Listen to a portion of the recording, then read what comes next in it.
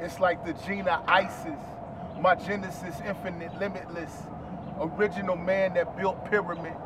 Tupacalypse, soundtrack to my adolescence. As a kid, used to ride shotgun with the heat under the seat. In my big cuz bubble caprice, nodding to the beat, preferably Public Enemy. We played Contra with joysticks. They funded the Contras with full clips and distributed bricks. Bush funded Yola from Nicaragua. Had bricks uncut raw from Panama. Cooked with baking soda. Converted to crack for Latino and black. Bar for bar, the average rap star is subpar. With that money flashing, gat clapping, trapping, lying to a generation. The true kings of crack, Reagan's administration. I know demons that sell angel dust. The Glock bust squirt, violence hurt. Gotta get something off your chest, better be your shirt. Get left in the dirt. Feds analyzing your flow, COINTELPRO. A 16 can get you 6.5 to 16. Seen it all, 3D 20/20 vision. His flow liquid, but he dry snitching. On the block pitching. He Sammy the Bull in the bullpen. The world revolves around pussy, money, oil, and fear. It's clear.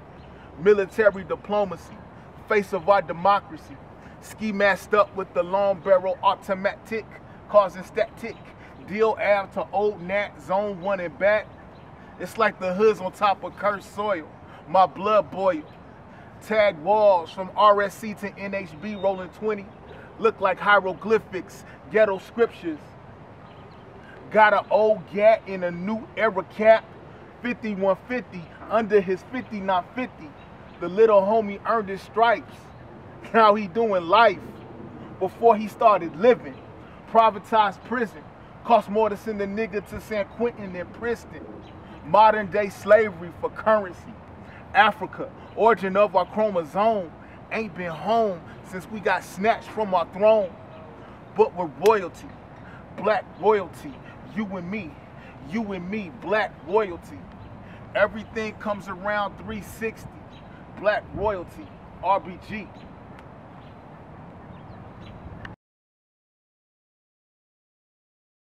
I'm here with Mack Warbuckz, Atlanta artist, right? Detroit born and raised. What up, though? You know what I'm saying? Just put out his mixtape, In Search of Huey P. Newton. Volume 1. That's right, that's right. So, you know, what's the feedback you've been getting on that, young brother? The reviews have been great, actually. A lot of people say it doesn't feel like a mixtape, it feels like an album. You know, and that the sound quality, what up to my man C Vision, the engineer, the sound quality was good, the production was good, what up Franco, and the content, the bars were there, you know.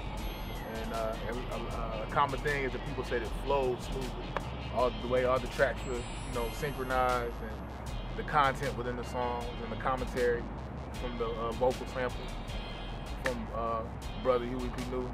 So it all was contextualized well. Word. So, tell the people a little bit about yourself, man, that they may not know about Mack Warbuckz. Man, do we have enough time? It's so much I can say about myself, and I say that humbly. Pretty much, I'm a young brother, you know, doing the 9-to-5 thing, but also following my passion, which is poetry, hip hop. I've always had a passion just for writing. So you say you've been getting good feedback on the album. I listened to the album.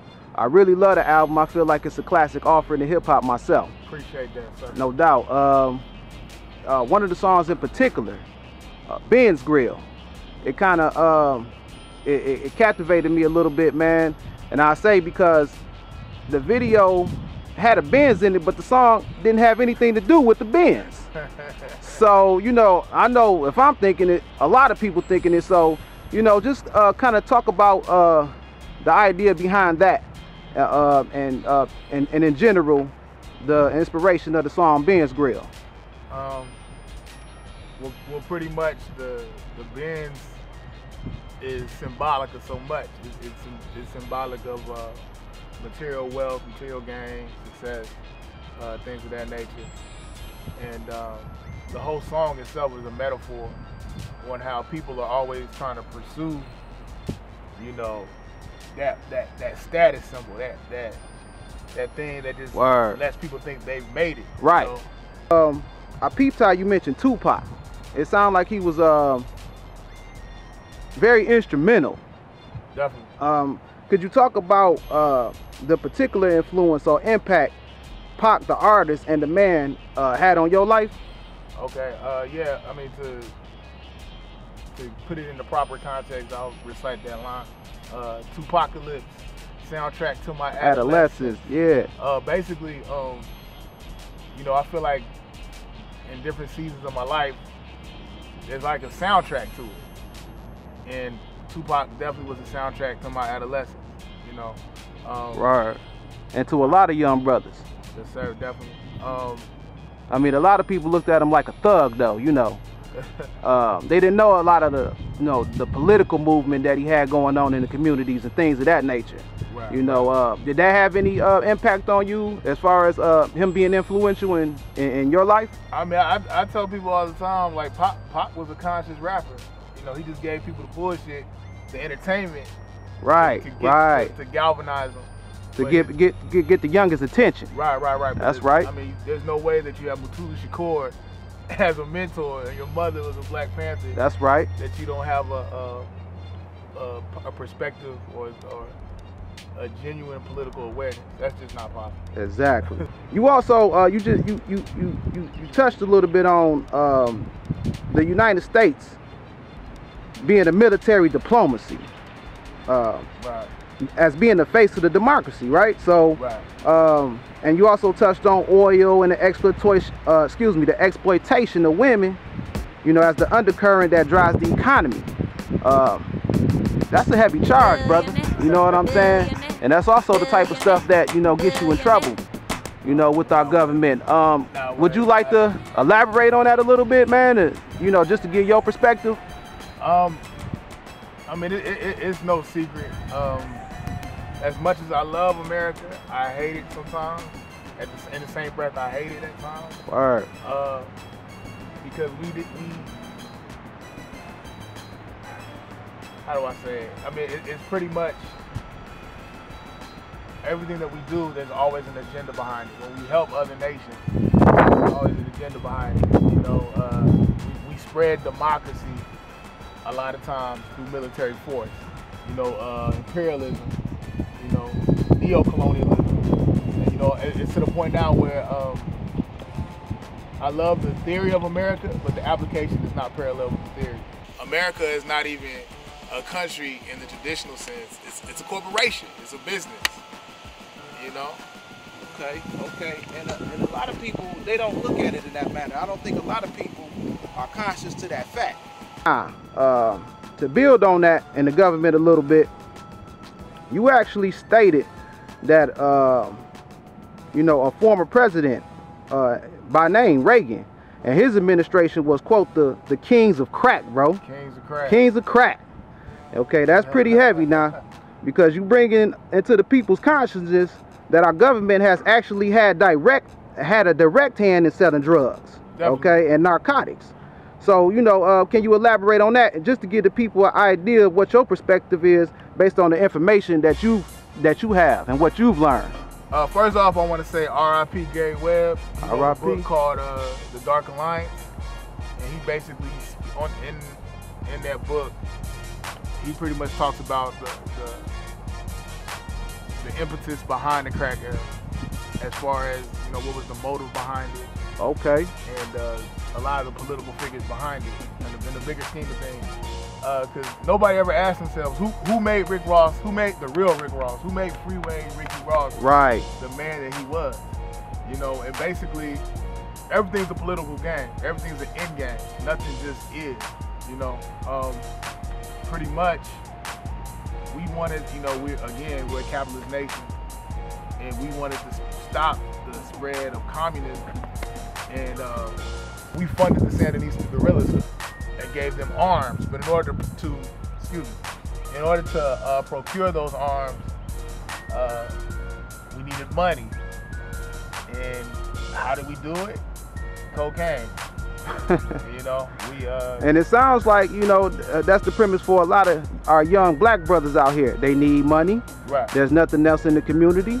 Right. And so, you know, they go with what is available, the product that's available. And because of that, a lot of our young brothers are on lockdown, particularly, I say unfairly. Right. For non-violent, I mean, you got brothers doing football numbers over non-violent offenses.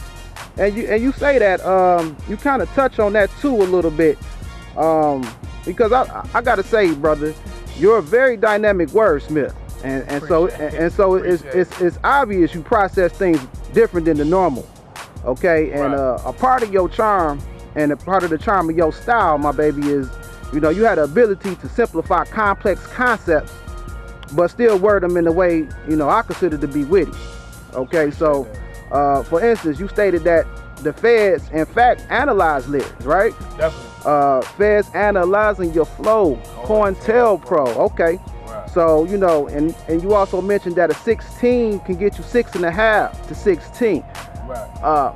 Talk about that a little bit. What was the inspiration behind those bars? Because, I mean, that's heavy, bro.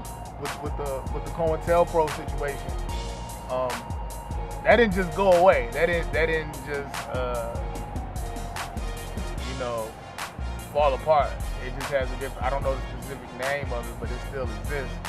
And basically, and this was before, I wrote this before the whole Bobby Schmurda situation went down. Word. I basically want a lot of guys to know, like, a lot of y'all low-key are dry snitching on songs. You know what I'm saying? You mentioning what you do or who you know, did what by name. That's a lot of buffoonery going on. Yeah, you know, and I understand that art imitates life, but you have to be smart with it. You know, you got a lot of cats getting indicted off of lyrics. So, you know, out of all of the songs on In Search of Huey P. Newton, Benz Grill in particular, it seems to incorporate more bars with violent content. Right. And I know it's not addressed to nobody in particular, but would you say this approach or this style can be construed as a distraction, you know, from your overall message for people, you know, that look at violence in rap as right. counterproductive or a counterproductive strategy when discussing the persecution and the plight of black people, you know, today in regards to white psychosis? I think for anybody to feel as though the violent content within some of my songs negates all the political awareness behind it, they tripping. You know, yeah. Because nothing I say is to glorify it. If anything, I bring it to light. I'm not trying to tell no kid, yo, go get masked up and get that mag, go get that mag and just bust something. Okay. I mean, because a lot of people, you know, they seem to think, you know, if you know, you got like gun bars and things of that nature, that, you know, you're putting light on the negative aspect of the black community, and we already under so much pressure right. in regards to how people view the black community as being violent and our children being animals. I want to, towards the end of the song, you touched on Africa. You mentioned that we got snatched from our throne, right? What'd you say? We ain't been home since we got snatched from our throne, right? Yeah, Africa, origin of our chromosomes, ain't been home since we got snatched from our throne. Right. Right. So what I want to ask you is, do you believe there's a significant benefit for black people in America today to still, you know, have some sort of understanding or connection with Africa? Definitely. Okay, because I mean, we seen Raven Simone, and because of her, you know, we know that's a significant amount of us that are completely oblivious of the motherland. Right. You know, so. But you know, even her, not that I'm giving her a pass, but I can understand it because a lot of times. Africa, who was that? Raven Simone. Raven Simone. A lot of that, and people that think like her on a broader scale. Because the way Africa is contextualized to us and propagandized and sold to us and displayed to us, we want to isolate ourselves from it because it's the dark continent. It's lions and tigers and all this other stuff just running around. But Africa has always been as Dr. John Herbert Clark said, you know, R.I.P. R.I.P. Africa has been a prize for the whole world, from spirituality, politics, you know, the whole judicial system. So many things came from Africa, you know, and the people. That's right. You know, from the trans-Saharan slave trade to the transatlantic slave trade. You know, Africa has always been a prize for the whole world. So having that information, what do you think that would instill into the young people today? Because, you know, like I said, they're completely oblivious, a lot of us, right, in regards to our connection in our historical context in Africa, man, right, as far as being kings and queens and having all of the riches at one point in history. Right. You know, what do you think them knowing that would do as far to the confidence level? Giving them a sense of, you just hit it on the head, like it would give them a sense of pride. Okay. To know that the father of medicine, a black man, Imhotep, word, came from Africa. To know that two of the greatest military strategists ever, Shaka Zulu and Hannibal of Carthage, you know, Africans. You know, that's in right, your bloodline. That's in your DNA. That's right. You know, so greatness is within you. You just have to tap into it, because for so long we've been a culture of self-hate has been cultivated in our minds for so long. That's right. You know, and from generation to generation, it's passed forward.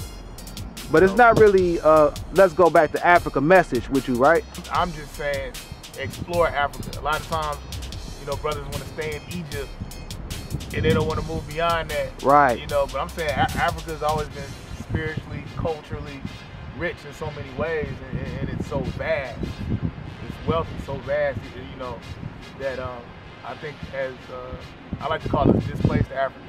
Okay. You know, as displaced Africans, we don't know from whence we came. You know, it's like Garvey said, a people without knowledge of their history is like a tree without roots. Right. And I think if you really study the continent and know from whence you came, it can give you a proper context. It can give you a sense of self. And it can also wake you up to a lot of the, you know, the nonsense you've been fed. Yeah, yeah, and behind the oppression. You know what I'm saying? Definitely. 82 kings, man. That's the movement. That's the movement right there.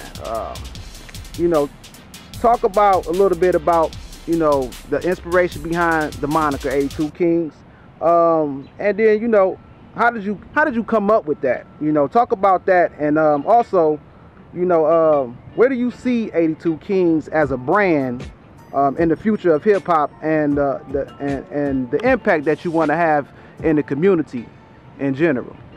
Right. Well, 82 Kings itself, that moniker came from Supreme Mathematics. Shout out to all the guys and all the Earths. I'm not personally a part of the Nation of Gods and Earths, but I'm a student of knowledge, and they have a lot of information. I basically took number 8, which is Supreme Mathematics, means build, and then I took the numerical number 2, which means wisdom. So 82 Kings means build wisdom. Okay. And Kings is an acronym that was actually coined by Franco of 565 Productions. Word. Which means knowledge inspiring next generation scholars. So we're building wisdom, knowledge that will inspire next generation scholars. Pretty much 82 Kings is an independent label, but our scope is not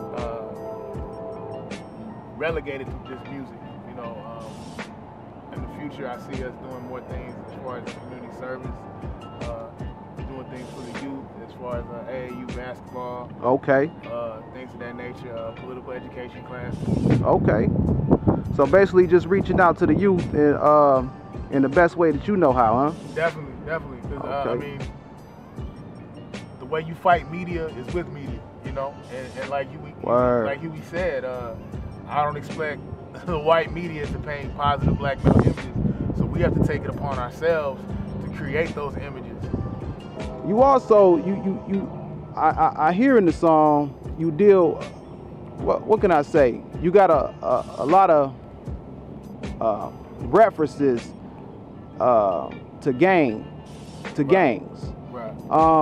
Now I know you say Tupac was an inspiration and impactful in your life, and he also was very active within gangs, organizing gangs. Right. I think a lot of people don't understand that he was trying to build a political party for black people, and gangs was, you know, a part of that. Right. Do you have the same, would you say you had the same intent as far as, you know, showing love? Oh, definitely. Okay, to these gangs out here? Okay. I personally am not directly affiliated. I'm not a member, but I have a lot of friends that are good people. That's right. You know, they are loving, caring, compassionate people. You know, but I think you're referencing my line, tag walls from RSC to NHB rolling 20. That's right. RSC. I didn't want to mess it up, bro. Oh, you know? RSC is rolling 60 Crip. Yeah. NHB neighborhood blood, rolling 20. It's a blood set. Yeah. And basically, I'm saying how even a lot of the things that we do as far as tagging, that has it reminds me sometimes of looking at hieroglyphics, because even the tags tell a story. As hieroglyphics tell a story. I guess my whole thing is I'm not trying to glorify gang violence, because I mean a lot of people lose sight of the fact that the gangs started off with a positive premise, and what once was will be, and it will get back to that. I believe that wholeheartedly. So, do you have any plans, or would you like to reach out, in particular, to the gangs to get them to, you know, basically associate themselves with 82 Kings, but more so in the building manner? I'm definitely down to build anything positive, because we've been tearing each other down for too long. Okay. You know, we can't claim neighborhoods. I'm this, I'm that, but we're destroying where we live, and on top of that, we don't own it. We don't own anything. You know, like you made. And they wonder why they tearing up Baltimore. Right. Basically, you know, because it's like we have no economic or political stake where we live. So it's pretty much like I never understood why Huey said this till now, Huey P. Newton, but he's right. The hood as we know it is a colony. You know, what's a colony? It's a place that people that don't reside there strip that place of its resources and basically pimp the people that live there. That's what's going on today.